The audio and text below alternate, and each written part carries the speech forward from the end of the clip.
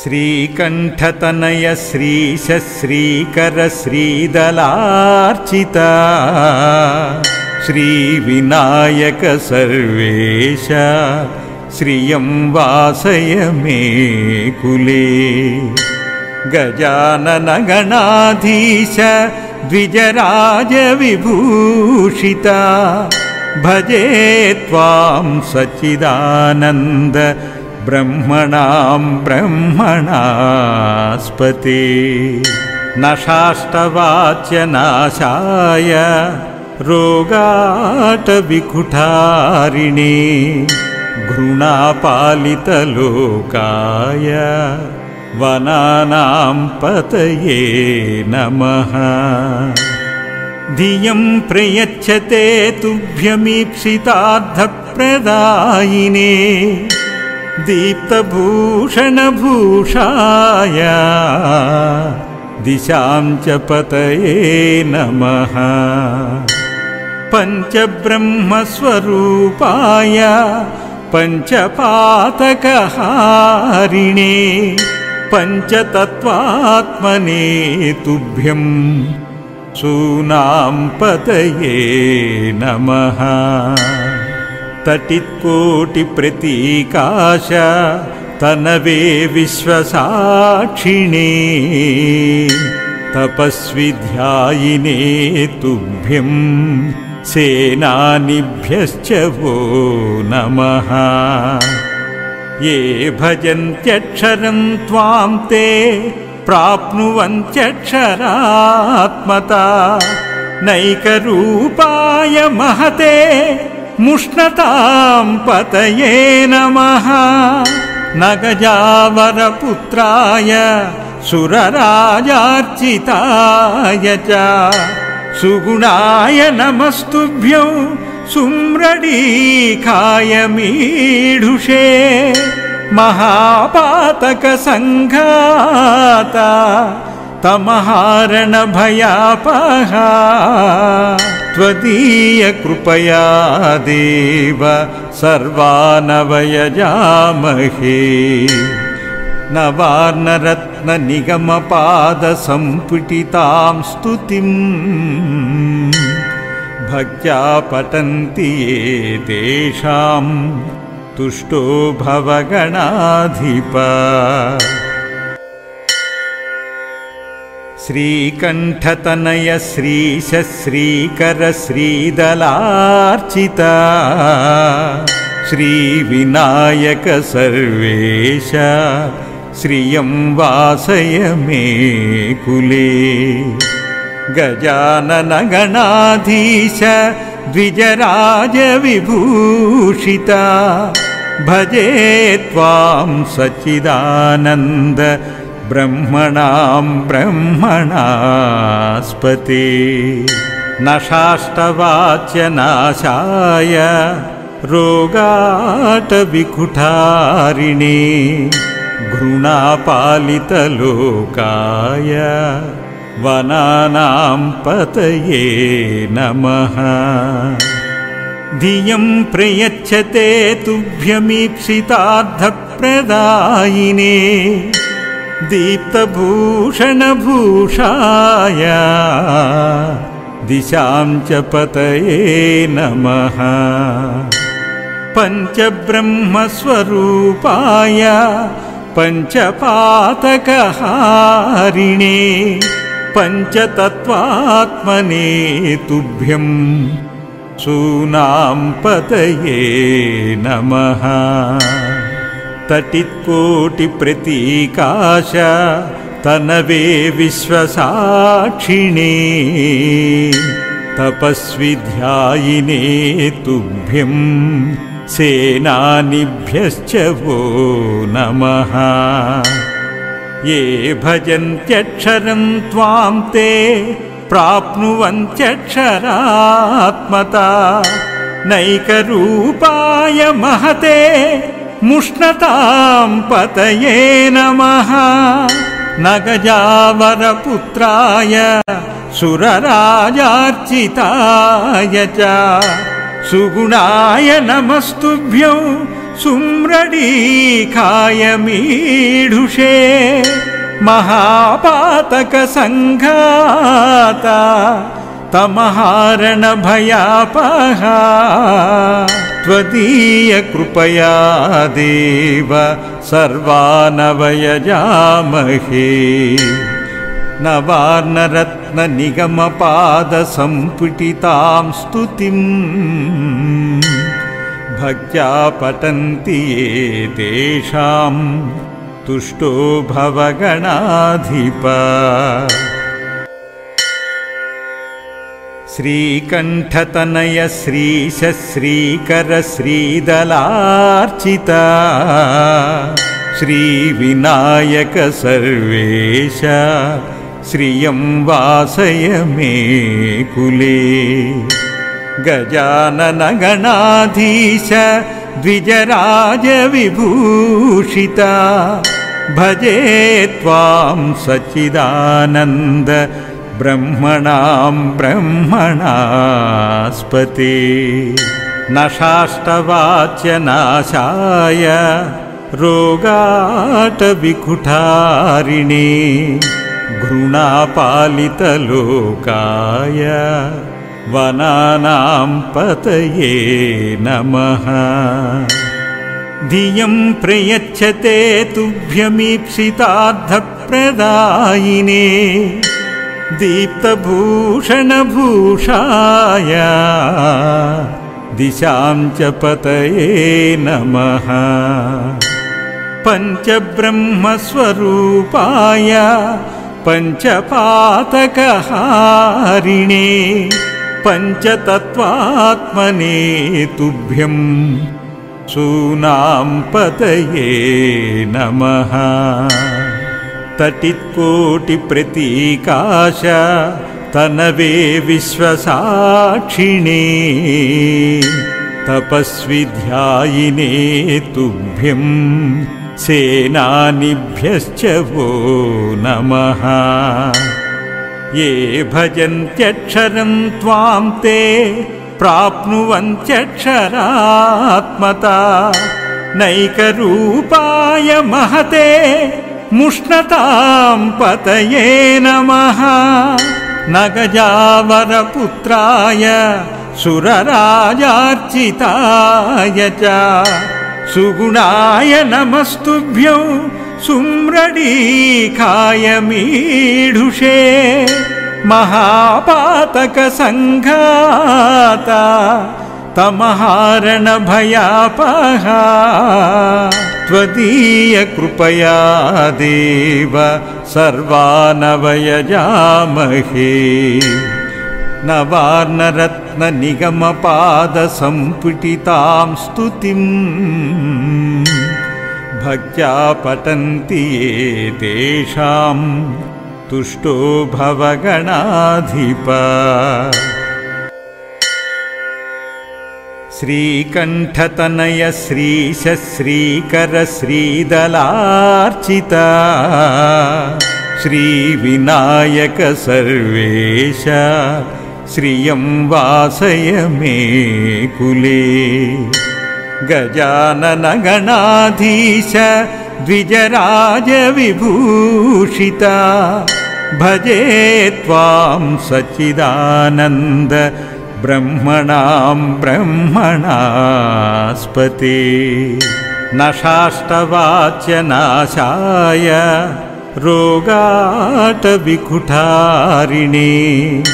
घृणापालितलोकाय वनानां पतये नमः धियं प्रयच्छते तुभ्यमीप्सितार्थप्रदायिने दीप्तभूषणभूषाय दिशां च पतये नमः पञ्चब्रह्मस्वरूपाय पञ्चपातकहारिणे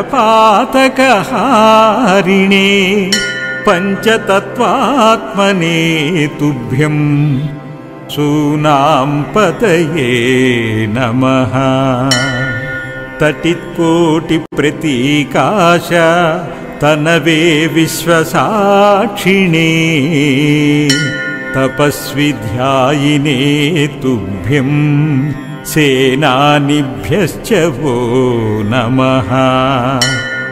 ये भजन्त्यक्षरं त्वां ते प्राप्नुवन्त्यक्षरात्मता नैकरूपाय महते मुष्णतां पतये नमः। नगजावरपुत्राय सुरराजार्चिताय च सुगुणाय नमस्तुभ्यं सुम्रडीखाय मीढुषे महापातकसङ्घाता तमहारणभयापहा त्वदीयकृपया देव सर्वानवयजामहे। नवार्णरत्ननिगमपादसम्पुटितां स्तुतिं भक्त्या पठन्ति ये तेषां तुष्टो भवगणाधिप। श्रीकण्ठतनय श्रीश श्रीकर श्रीदलार्चिता श्रीविनायक सर्वेश श्रियं वासय मे कुले। गजानन गणाधीश द्विजराज विभूषिता भजे त्वां सच्चिदानन्द ब्रह्मणां ब्रह्मणास्पते। नशाष्टवाच्यनाशाय रोगाटविकुठारिणे घृणापालितलोकाय वनानां पतये नमः। धियं प्रयच्छते तुभ्यमीप्सितार्थप्रदायिने दीप्तभूषणभूषाय दिशां च पतये नमः। पञ्चब्रह्मस्वरूपाय पञ्चपातकहारिणे पञ्चतत्त्वात्मने तुभ्यं सूनां पतये नमः। तटित्कोटिप्रतीकाश तनवे विश्वसाक्षिणे तपस्विध्यायिने तुभ्यं सेनानिभ्यश्च वो नमः। ये भजन्त्यक्षरं त्वां ते प्राप्नुवन्त्यक्षरात्मता नैकरूपाय महते मुष्णतां पतये नमः। नगजावरपुत्राय सुरराजार्चिताय च सुगुणाय नमस्तुभ्यं सुम्रडीखाय मीढुषे महापातकसङ्घाता तमहारणभयापहा त्वदीयकृपया देव सर्वानवयजामहे। नवार्णरत्ननिगमपादसम्पुटितां स्तुतिं भक्त्या पठन्ति ये तेषां तुष्टो भवगणाधिप। श्रीकण्ठतनय श्रीश श्रीकर श्रीदलार्चिता श्रीविनायक सर्वेश श्रियं वासय मे कुले। गजानन गणाधीश द्विजराज विभूषिता भजे त्वां सच्चिदानन्द ब्रह्मणां ब्रह्मणास्पते। नशाष्टवाच्यनाशाय रोगाटविकुठारिणे घृणापालितलोकाय वनानां पतये नमः। धियं प्रयच्छते तुभ्यमीप्सितार्थप्रदायिने दीप्तभूषणभूषाय दिशां च पतये नमः पञ्चब्रह्मस्वरूपाय पञ्चपातकहारिणे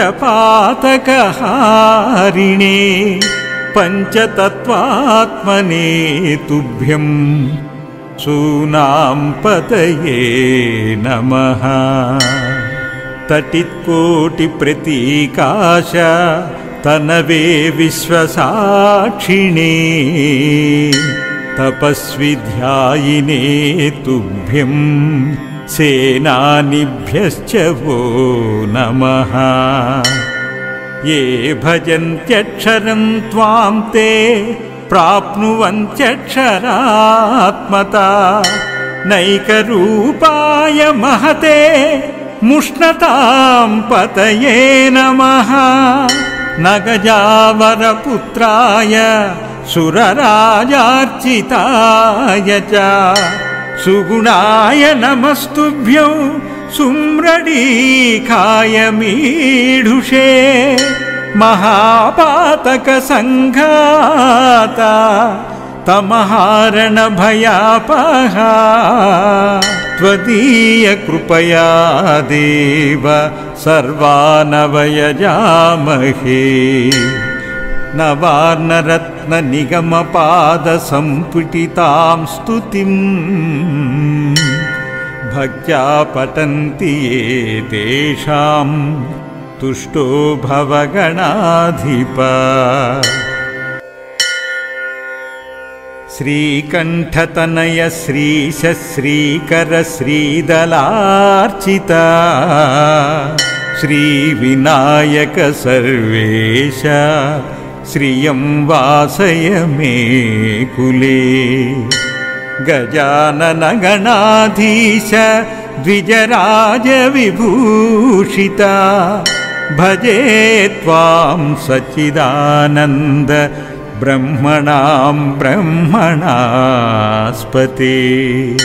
नशाष्टवाच्यनाशाय रोगाटविकुठारिणे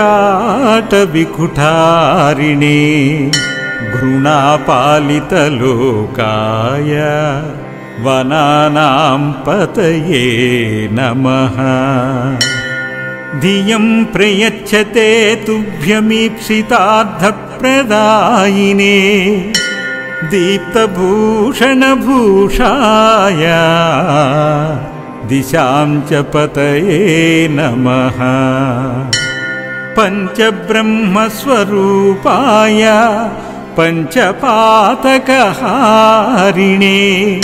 पञ्चतत्त्वात्मने तुभ्यं सूनां पतये नमः तटित्कोटिप्रतीकाश तनवे विश्वसाक्षिणे तपस्विध्यायिने तुभ्यं सेनानिभ्यश्च वो नमः ये भजन्त्यक्षरं त्वां ते प्राप्नुवन्त्यक्षरात्मता नैकरूपाय महते मुष्णतां पतये नमः नगजावरपुत्राय सुरराजार्चिताय च सुगुणाय नमस्तुभ्यं सुम्रडीखाय मीढुषे महापातकसङ्घाता तमहारणभयापहा त्वदीयकृपया देव सर्वानवयजामहे नवार्णरत्ननिगमपादसम्पुटितां स्तुतिं भक्त्या पठन्ति ये तेषां तुष्टो भवगणाधिप इति श्रीमहागणपति नवान्न वेदपादस्तवं सम्पूर्णम्।